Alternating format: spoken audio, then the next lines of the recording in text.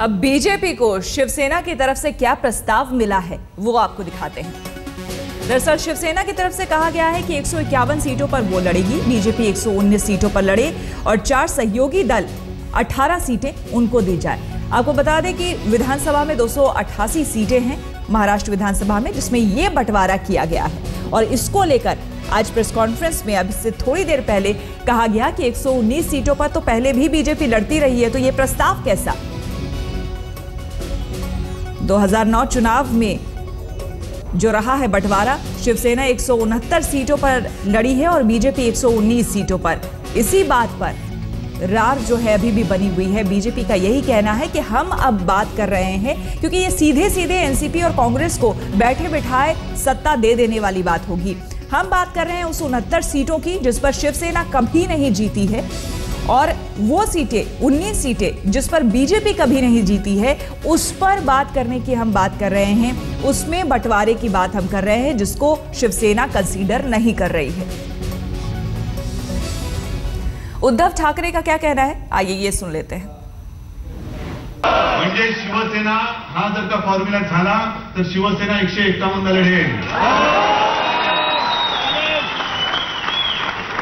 18च्या 18 जागा या शिवसेनेच्या गेल्यानंतर, कोट्यातनं गेल्यानंतर भाजप एकही जागा कमी होत नाही याची जबाबदारी माझी। 119 भाजपला मी देतो, मी घाटापत करतो, मी 18 जागा सोडतो। तुम्ही आता तुमची जागा वाढवण्याचं बोलू नका, कृपा करा आणि महाराष्ट्राच्या जनतेला आता फसवू नका।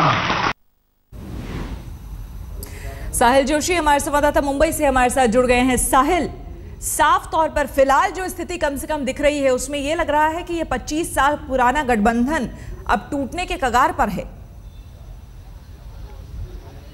पेच फंस गया है पूरी तरीके से, क्योंकि शिवसेना की तरफ से जो अभी हमने बात की बीजेपी की प्रतिक्रिया दिल्ली में आने के बाद में, तो उन्होंने कहा है कि यह हमारा अंतिम प्रस्ताव है। और जिस तरीके से उद्धव ठाकरे ने साफ कर दिया है विनती करते हुए कि अब वो ज़्यादा सीटें बढ़ाने की मांग ना करे बीजेपी।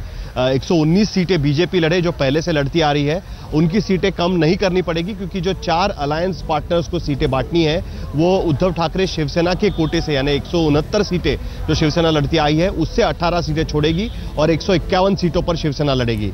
इस प्रस्ताव के नीचे शिवसेना नहीं आ सकती, ये बात कहीं ना कहीं उद्धव ठाकरे साफ कर रहे हैं। तो इस पर अगर सीटें बढ़नी है बीजेपी की, तो उस पर एक ही हो सकता है कि जो छोटे अलायंस पार्टनर्स हैं उनकी सीटें थोड़ी कम करके अगर बीजेपी बढ़ाना चाहे तो उसके बारे में शायद कुछ हो सके तो हो सकता है। लेकिन शिवसेना ने अपना रुख साफ कर दिया है कि 151 के नीचे शिवसेना नहीं आ पाएगी, क्योंकि मिशन 150 ये शिवसेना ने एक कैंपेन शुरू किया था, वो पहले ही शुरू हो चुका है। दरअसल मामला भले कोई कुछ भी कहे, लेकिन मुख्यमंत्री पद को लेकर फंसा हुआ है, क्योंकि जितना सीटों का अंतर, लड़ने वाली सीटों का अंतर कम होता जाएगा, उतना चुन के आने वाली सीटों के बीच का अंतर कम होगा। और अब तक के चुनाव की बात करें तो बीजेपी का स्ट्राइक रेट ये ज्यादा ठीक रहा है।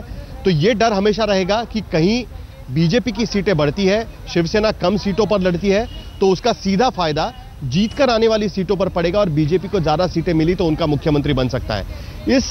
ये कहीं ना कहीं थोड़ा सा डर है। वहीं बीजेपी को लगता है कि अगर यह फासला कम नहीं हुआ तो शिवसेना की सीटें ज्यादा जीत कर आएंगी, क्योंकि इस बार उनको लगता है कि शिवसेना बीजेपी और जो महागठबंधन शिवसेना बीजेपी बना रही है उनको मौका है इस बार सत्ता में आने का, तो इसकी वजह से दिक्कत हो सकती है।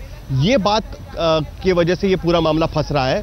और जिस तरीके से विनोद तावड़े और एकनाथ खड़से जो दोनों नेता विपक्ष है विधानसभा और विधान परिषद के, उनका जो बयान दिल्ली से आ रहा है उससे साफ नजर आता है कि बीजेपी खुश नहीं है सिर्फ 119 सीटें पाकर। उनको उम्मीद है कि इस बार बीजेपी की सीटें ज्यादा बढ़े।